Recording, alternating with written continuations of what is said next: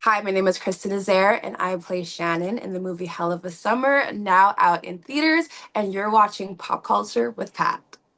What's your favorite scary movie? Hey guys, welcome back to Pop Culture with Pat. So I'm so excited to be joined by today's guests. Today I'm talking to Krista Nazaire, who plays Shannon in Hell of a Summer. Thank you so much for your time today, Krista. Thank you for having me, Pat. You are very welcome. I saw the film Thursday or Friday night. Friday night I saw it. I love these type of films. I'm a big horror fan. As you can see, I got the Woodsboro, Scream shirt on here. So it's my favorite genre, and these are right up my alley, the slasher, summer camp type of flicks. So I wanted to ask you to start things off. What was kind of your relationship with the horror genre prior to working on this film? Yeah, the first horror that I ever watched was Child's Play. I think I was like maybe six, around the age that you start kindergarten. Yeah.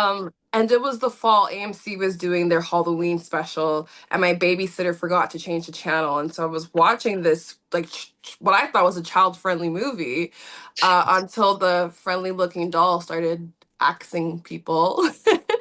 And I was traumatized for months and months and months. And then somehow that fear turned into intrigue.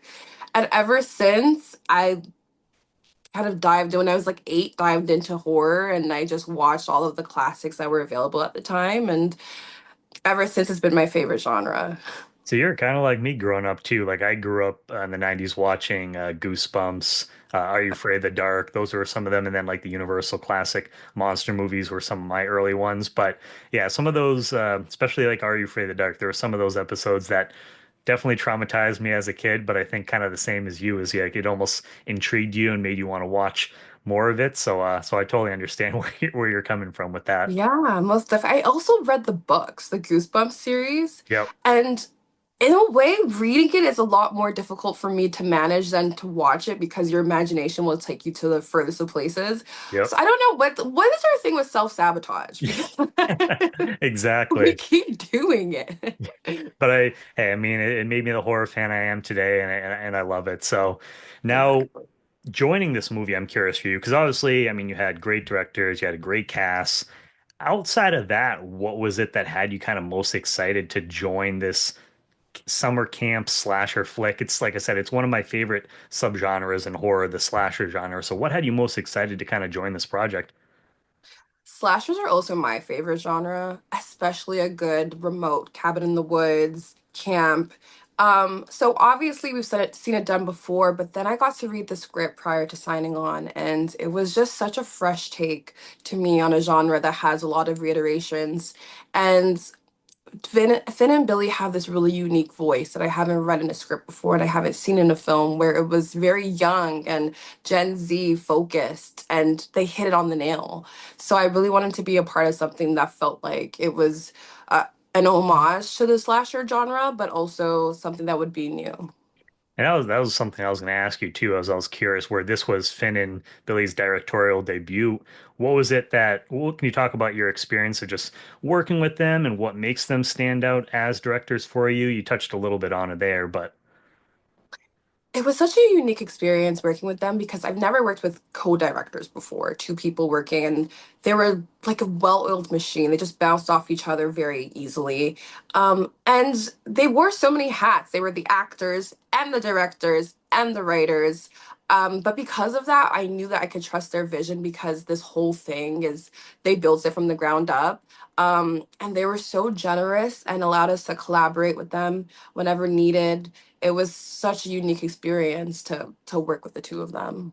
and you get to play the character Shannon, who's dating Finn's character in the film. The dynamic between those two characters. Can you just talk about? I mean, Finn's obviously no stranger to the genre, working with Stranger Things, which is my favorite show of all time. So, can you talk about the experience of working with him, building that dynamic, and what does he bring as a scene partner that you really appreciate?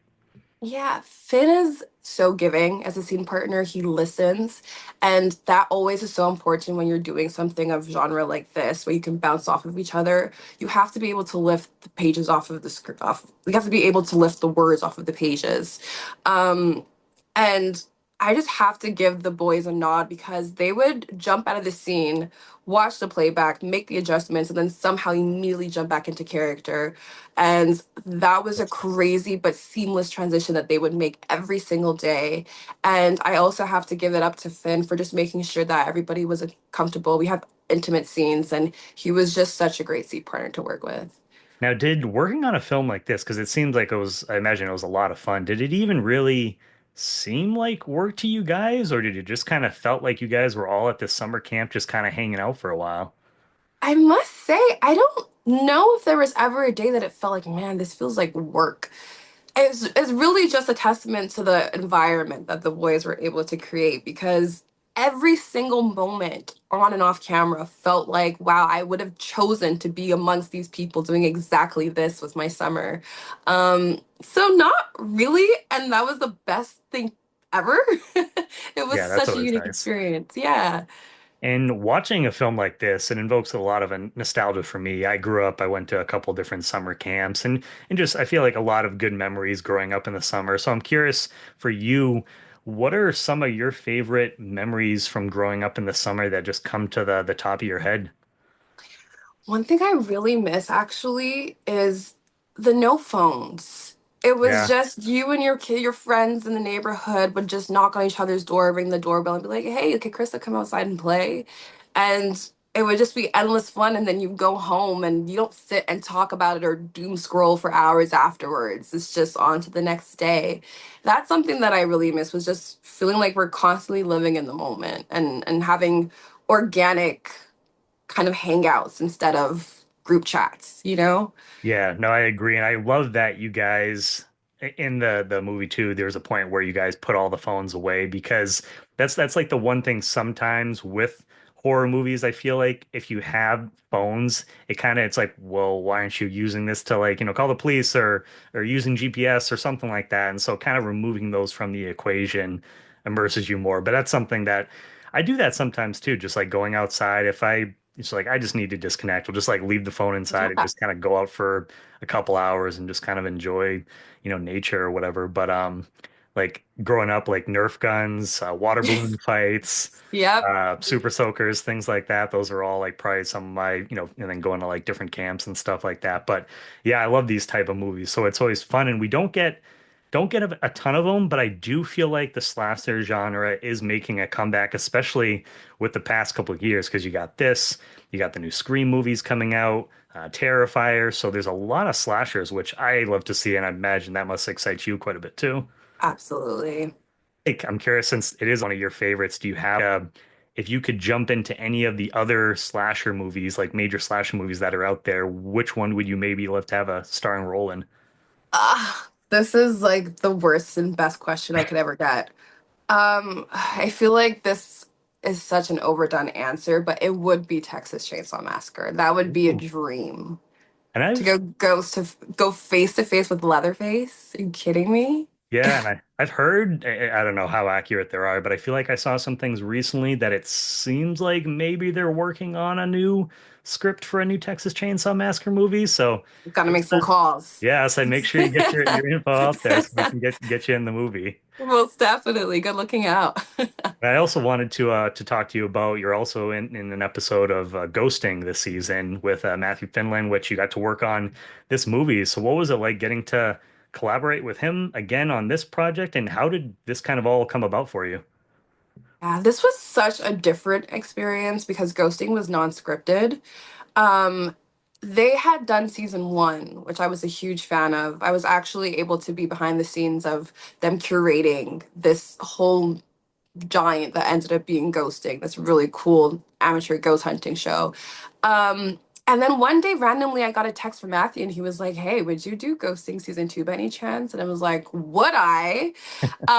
And so that kind of materialized, but they didn't tell me anything. They were like, "Okay, we're gonna do it. You're gonna you're gonna go ghost hunting, but you're not gonna know where you're going until you're there." And that was kind of crazy. But it was such a crazy experience to do amateur ghost hunting with my friends. Yeah. And it was so funny. So funny, but I was genuinely scared. Yeah, say how has that experience, has it changed your view on the supernatural slash paranormal after doing something like this? Yeah, I gotta say, I don't know if I believed in ghosts that much before. I was skeptical. I wasn't going to say yes or no definitively, but now I think I could say yes because one thing that I always thought in watching ghost hunting shows was they have to be playing around with these gadgets. There's no way that it works this effectively, but in doing it myself, it works Yeah. and a little too well. So now I'm kind of like, oh, they might be onto something. Yeah, there was for me, so this was like a little while ago, but when I was I think it was like freshman year of high school. So I live in New Hampshire. I'm here on the East Coast, and we ended up going to these old bunkers that they've been like banned and shut down for like a while ago. And so it was me and two other people. We went there, had brand new flashlights, batteries were good to go. And we got into where these were because you can't see anything without the flashlights. We get in there, get into one of the rooms, and all of a sudden, all the flashlights went out at the same time, and then we couldn't get them to come back on. They all popped back on like after like a minute. And that was probably the experience. Like I always kind of believed in it just because growing up like on horror and things like that. But that I think solidified it for me. I was like, all right, well, I mean, I love this stuff, but I think it's time to go. I'm good. Yeah. I love that you put yourself in these like horror trope situations, the bunkers, the sleepaway camps. Oh yeah. What's next? Yeah, yeah, exactly. It's like, man, I gotta get myself in one of these, these slasher flicks. And be a final girl. Yeah, yeah, yes, agreed. Now, is there any, as far as like ghosting goes, this experience, is there any haunted locations out there that you would love to maybe visit in the future? Yeah. Oh, there was one that oh, okay. Not to wrap this all in together, but truly, I think the lodge in which we stayed in at when we were filming Hell of a Summer is haunted. It was the first time in my life that I really felt uneasy every single night that I would go to sleep. And it Oh, just looks scary. They have the paintings and stuff to fit the bill.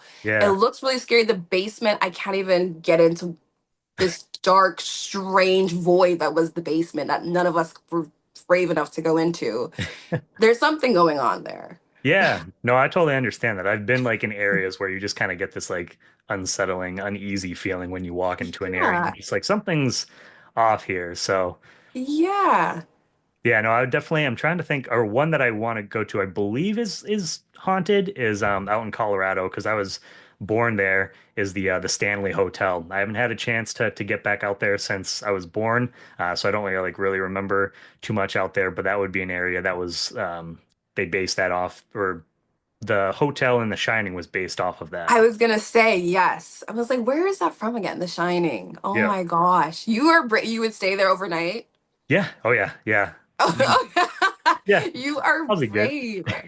Well, I guess it's one thing to say that, and we'll see like what happens once I actually, like get this Yeah. kind of thing. But Yeah. It's something I would step foot in, take a peek, be like, this was cool. Thank you as a horror fan, and then I'm getting out of there. yeah, and we talked about it earlier too. What was it kind of going that experience of going from something working on something scripted to working on something that, is non-scripted, where it's just kind of all just your reaction, your experience that's happening with ghosting?